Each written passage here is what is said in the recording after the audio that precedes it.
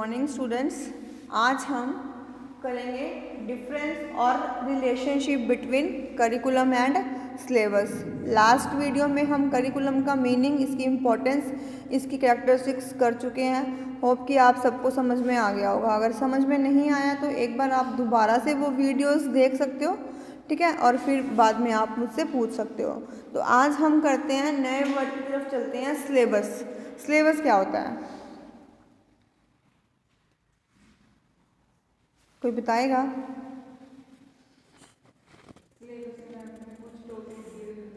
Syllabus में क्या होगा, कुछ टॉपिक हमें दिए हुए होंगे, एक पर्टिकुलर कोर्स के लिए हमें अलग सिलेबस प्रिस्क्राइब होगा।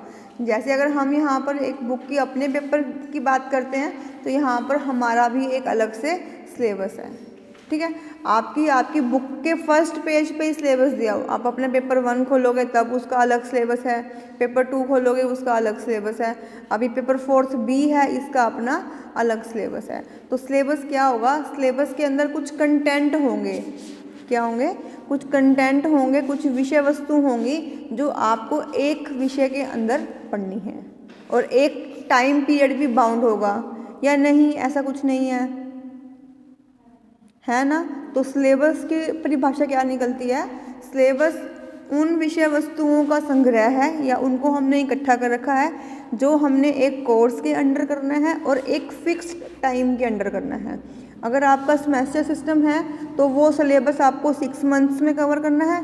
अगर एनुअल सिस्टम है तो वो सिलेबस आपको 1 साल के अंदर पूरा करना है। तो ध्यान दो कि टाइम पीरियड भी फिक्स है और कंटेंट भी फिक्स है, ठीक है। लेकिन ये पार्ट किसका है? ये करिकुलम का पार्ट है। वो चार्ट आप देख सक रहे हो कि स्कूल सब्जेक्ट के अंडर हमें क्या मिलेंगे? सिलेबस, और सिलेबस किसके अंडर आएगा? करिकुलम के अंडर आएगा। तो यहाँ पर हम देख पा रहे हैं कि करिकुलम और सिलेबस सेम चीज़ें नहीं हैं, दोनों में डिफरेंस है। सब्जेक्ट अलग है और करिकुलम अलग है। करिकुलम का मीनिंग क्लियर है पहले से? सिलेबस का समझ में आ गया? इसकी भी कुछ डेफिनेशंस हैं जो यहाँ पर दे रखी हैं कि सिलेबस जो है लिस्ट से मतलब है। यहाँ पर ये भी ड्राइव्ड वर्ड है, लैटिन वर्ड से ड्राइव्ड किया गया है। सिलेबस जो है स्पेसिफिकेशन ऑफ द कंटेंट। क्या है? स्पेसिफिकेशन ऑफ कंटेंट, की कंटेंट हमें स्पेसिफाइड किए हुए हैं, बता रखे हैं एक बुक के अंदर, which have been submitted to some degree और स्ट्रक्चरिंग और ordering with the aim of making teaching and learning. कि किसी भी सब्जेक्ट की अगर हमको टीचिंग और लर्निंग करनी है तो हमें बहुत सारे कंटेंट्स एक साथ में गिवन होंगे, और मोस्टली हमें हमारी बुक के फर्स्ट पेज पे ही गिवन होते हैं। कि जब हमारी बुक स्टार्ट होगी तो हमें उसका सिलेबस, एक लिस्ट मिलेगी, कंटेंट की लिस्ट देखते हो ना आप, कि आपको कंटेंट की लिस्ट अवेलेबल होती है, तो उसको हम क्या बोलते हैं? सिलेबस। ये हेल्प करता है कि हम अपने टीचिंग और लर्निंग के प्रोसेस को फुलफिल कर सकें। क्लियर है? तो इसका डिफरेंस करते हैं हम लोग कि पहला डिफरेंस क्या है कि करिकुलम क्या है? बिगर कंसेप्ट है। As you shown on the blackboard दिख रहा है कि करिकुलम का सर्कल क्या है? बड़ा है। करिकुलम का सर्कल क्या हो रहा है? बड़ा है। इसके अंडर क्या आ रहा है? सिलेबस आ रहा है। करिकुलम का कंसेप्ट क्या है? वाइडर है, और सिलेबस जो है करिकुलम का, पाठ्यक्रम का एक हिस्सा है। क्लियर? उसके बाद आ रहा है जो करिकुलम है वो बेस्ड है फिलॉसफी पे, गोल्स पे और वैल्यूज ऑफ एजुकेशन पे। कि जब भी बोर्ड के मेंबर्स हैं या जो कमेटी है वो करिकुलम कंस्ट्रक्ट करेगी, वो बहुत कुछ चीज़ें जो हैं वो ध्यान में रखती है। फिलॉसफी ध्यान में रखती है, हमारा समाज की नीड क्या है वो ध्यान में रखती है, बच्चे क्यों पढ़ें इस चीज़ को ध्यान में रखती है, कि करिकुलम करने से बच्चों को क्या मिलने वाला है, वो वैल्यूज़ जो हैं उसका ध्यान में रखती है, ठीक है। लेकिन सिलेबस जो है वो इतना सारा फैक्टर्स नहीं देखता। क्यों? क्योंकि सारा कुछ तो करिकुलम ने देख ही लिया है, करिकुलम का पार्ट ही है ना। तो ये सारा कुछ जब हम करिकुलम कंस्ट्रक्ट करते हैं ना, तब हम ये सब चीज़ें ध्यान में रखते हैं। लेकिन सिलेबस की बारी इतना डीपली ध्यान में नहीं रखा जाता।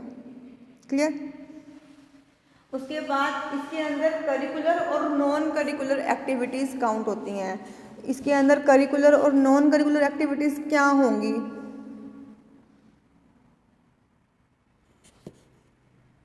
करिकुलर वर्ड हम यूज़ कर रहे हैं, इसको हम एकेडमिक एक्टिविटीज़ और नॉन एकेडमिक एक्टिविटीज़ भी कह सकते हैं। तो क्या होती हैं ये?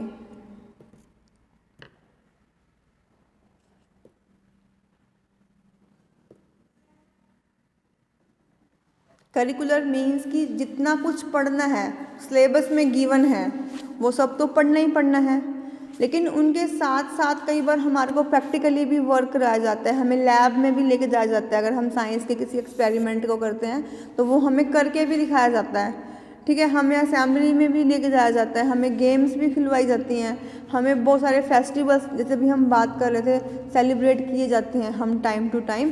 तो वो सब क्या है, वो नॉन करिकुलर एक्टिविटीज़ हैं कि पढ़ाई से कोई लेना देना नहीं है, लेकिन फिर भी वो हमारे लिए बहुत ज़रूरी हैं, इसीलिए उसको हम करिकुलम का एक पार्ट बोलते हैं। असेंबली कहीं लिखी हुई है किसी सिलेबस में गिवन है कि असेंबली डेली करनी है, पर लेकिन हर स्कूल में होती है। हर स्कूल में कोई भी, मुझे नहीं लगता कि कोई भी ऐसा स्कूल होगा कि जहाँ की शुरुआत असेंबली से नहीं होती होगी। तुमने किया कोई एक्सपीरियंस ऐसा स्कूल? आपके आसपास गांव में, शहरों में बहुत सारे स्कूल देखे होंगे आपने। क्या देखा है कोई स्कूल ऐसा कि जहाँ पे असेंबली नहीं होती? मॉर्निंग असेंबली की अगर हम बात करते हैं तो नहीं होती कि होती हैं? होती हैं। तो क्यों होती हैं? वो तो कोई सब्जेक्ट नहीं है पढ़ने का, लेकिन फिर भी उसको हमने अपने उसमें स्कूल का एक पार्ट बना रखा है। क्यों? क्योंकि वो नॉन करिकुलर एक्टिविटी है और बच्चों की ओवरऑल डेवलपमेंट में वो कहीं ना कहीं कोई भूमिका प्ले करती है, तभी उसको हमने रखा हुआ है। तो करिकुलम के अंदर क्या आएगा? करिकुलर और नॉन करिकुलर, कि जितने स्कूल सब्जेक्ट हैं वो तो पढ़ने ही पढ़ने हैं, लेकिन साथ साथ क्या है, और भी बहुत सारी एक्टिविटीज़ हैं कि जो स्कूल के ग्राउंड में या स्कूल के कैंपस में ही सीखने को मिलती हैं और कहीं सीखने को नहीं मिल सकती। तभी हर एक पेरेंट्स और हर एक बच्चा स्कूल जाना चाहता है। लास्ट 2 ईयर्स में हम लोगों ने ये चीज़ एक्सपीरियंस कर ली होगी कि बच्चे घर बैठ के ऑनलाइन पढ़ रहे हैं, पर लेकिन फिर भी वो वैल्यूज़ उनके अंदर नहीं आ रही। क्यों? क्योंकि वो स्कूल कैंपस में नहीं जा पा रहे हैं। बहुत सारी ऐसी वैल्यूज़ हैं कि जो स्कूल में जाकर ही हम सीख पाते हैं, ठीक है। तो उसको हम क्या बोलते हैं? Non curricular activities. तो करिकुलम के अंदर करिकुलर और नॉन करिकुलर दोनों तरह की एक्टिविटीज़ काउंट होंगी, बट सिलेबस में क्या होगा? सिर्फ करिकुलर एक्टिविटी, सिर्फ पढ़ाई की बातें होंगी, ठीक है। अब मैथ्स की बात कर रहे हैं तो उस पीरियड में सिर्फ मैथ्स ही होगा, हिंदी की बात करें तो उस पीरियड में हिंदी ही होगी। तो अगर हम हिंदी की विषय वस्तु में विषय पढ़ रहे हैं तो सिर्फ हिंदी ही पढ़ना क्या है? सिलेबस का पार्ट है, ठीक है। लेकिन अगर हम हिंदी के साथ हम किसी भाषण प्रतियोगिता में हिंदी का यूज़ कर रहे हैं और अपनी हिंदी इम्प्रूव कर रहे हैं और हम हिंदी को बोलना सीख पा रहे हैं, अपने व्यूज़ को एक्सप्रेस भाषा के माध्यम से कर पा रहे हैं, तो वो क्या होगा? नॉन करिकुलर एक्टिविटी की भाषण देना, भाषण सुनना, भाषण को एक्सप्रेस करना और उसको रिप्रेजेंट करना, वो किस में आएगा? नॉन करिकुलर एक्टिविटीज़ में। यहाँ पर क्या है? करिकुलम किस पे स्ट्रेस देता है? ओवरऑल डेवलपमेंट में बच्चे का संपूर्ण विकास जो है करिकुलम की हेल्प से हो पाएगा, लेकिन यहाँ पर सिर्फ क्या है? बौद्धिक विकास, इंटेलेक्चुअल डेवलपमेंट की हमने यहाँ बात करनी है कि सिर्फ दिमाग रट लो, याद कर लो। मैम या टीचर्स ऐसे बोलते हैं ना, एक अगर हम सब्जेक्ट की बात करते हैं तो वहाँ पर सिर्फ क्या है? इंटेलेक्चुअल डेवलपमेंट होएगी सिलेबस के अंदर, लेकिन करिकुलम के अंदर ओवरऑल डेवलपमेंट की बात की जाएगी। इसका स्कोप क्या है? वाइडर, बड़ा है। इसका स्कोप क्या है? Narrow, as compare to curriculum. Narrow नहीं है, हर सब्जेक्ट का अपना सिलेबस है, लेकिन अगर हम करिकुलम के साथ कंपेयर करते हैं तो करिकुलम का कैसा है? वाइडर, और इसका कैसा है? नैरो। इसके अंदर प्रैक्टिकल वर्क भी होगा, लेकिन यहाँ पर क्या है? सिर्फ रट लो, याद कर लो, थियोरेटिकल पार्ट ही यहाँ पर पढ़ाया जाता है।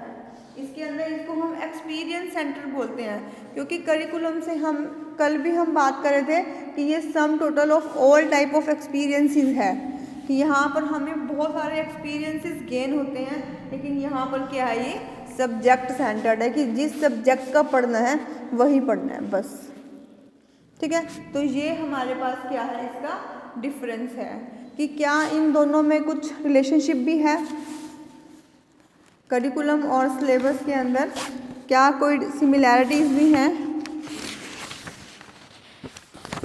है सिमिलैरिटीज कोई? क्या चीज़? कहीं ना कहीं दोनों एक दूसरे को रिफ्लेक्ट करते हैं, ठीक है। जो हायर स्टडीज़ करेगा वो इनमें डिफरेंस बता पाएगा, लेकिन अगर हम किसी छोटे बच्चे से हम पूछते हैं तो उसको नहीं पता होगा। तो वो इन दोनों को कहीं ना कहीं सेम लेकर चलता है, और सेम होते भी हैं क्योंकि ये इसी का ही पार्ट है, करिकुलम से ही निकल कर आया है ना सिलेबस, ठीक है। तो डिफरेंट स्कूल के सब्जेक्ट्स को जब हम आपस में जोड़ देते हैं तब क्या बन जाता है? करिकुलम, ठीक है। तो ये इसकी सिमिलैरिटी है कि जितने कंसेप्ट इसमें होंगे उतने ही कंसेप्ट इसमें से मिलेंगे, क्योंकि ये इसी का ही तो पार्ट है, ठीक है। तो कहीं कहीं हम इनको सेम भी यूज़ कर लेते हैं। ऑब्जेक्टिव इसका भी पर्पस क्या है? टीचिंग और लर्निंग परफॉर्म करानी है। इसका पर्पस भी क्या है? टीचिंग और लर्निंग करानी है, बच्चों के एम्स जो हैं उनको अचीव कराना है, ठीक है। क्लियर है ये डिफरेंस? 16 मार्क्स का क्वेश्चन बनता है हम आपके पास कि डिफरेंस और रिलेशनशिप बिटवीन करिकुलम और सिलेबस। यूनिट 2 है ये आप लोगों की। तो होप कि समझ में आ गया होगा आज का क्वेश्चन। Thank you.